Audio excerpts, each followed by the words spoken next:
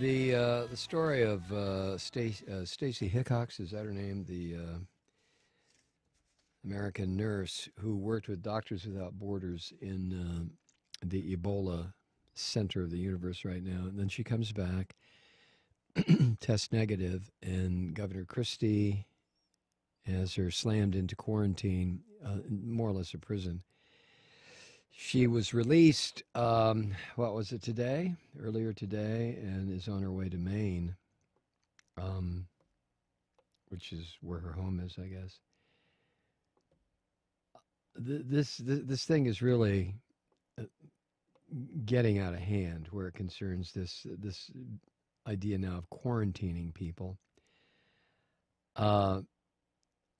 who are not showing any indication that they've even been exposed to this virus. But Ms. Hickox was put in isolation Friday after returning to New Jersey from a month in Sierra Leone, according to published reports. And her quarantine, it's a brand new policy.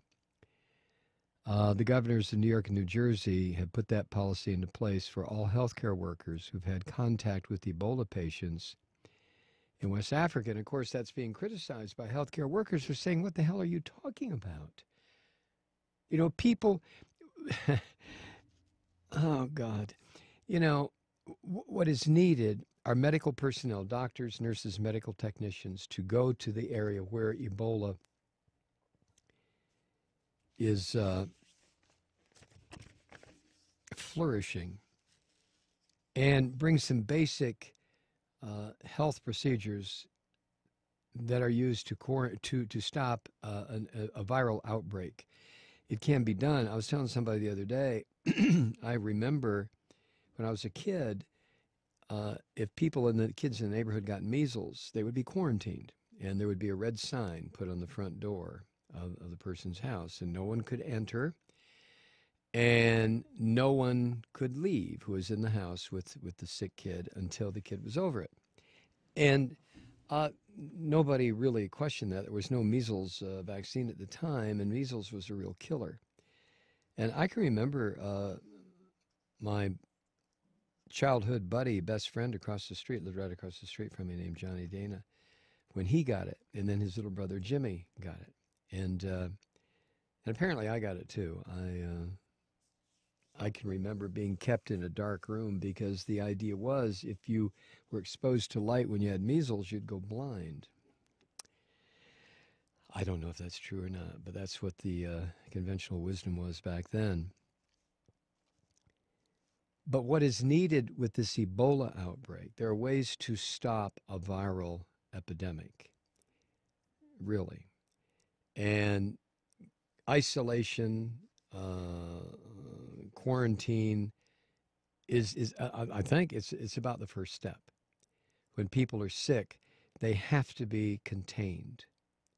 When people are not sick, they don't need to be contained just because they were in an area where a lot of people are sick and are dying.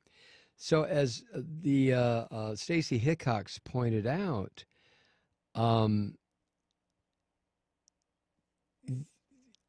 not only were her legal rights arguably being violated because she wasn't, she was not showing any symptoms. And as CDC has said over and over again, if you are not displaying symptoms, you are not contagious.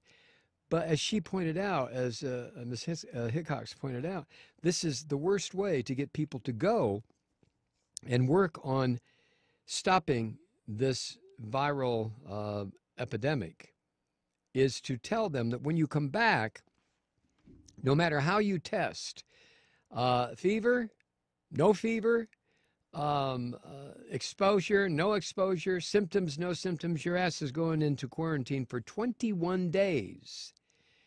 Even though, haven't we been told over and over again, the incubation period is 5 days or 6 days or 7? Who knows anymore, you see?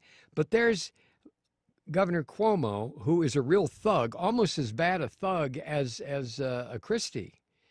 And there they are making their determinations about what they're going to do as far as somebody's freedom is concerned, people who are not testing positive, they're testing negative for this virus. So Ms. Hickox threatened to sue. And today, I think it was today, a couple of big black SUVs showed up. They're always big black SUVs, right? Loaded her up and started heading toward Maine to put her where she lives, I guess.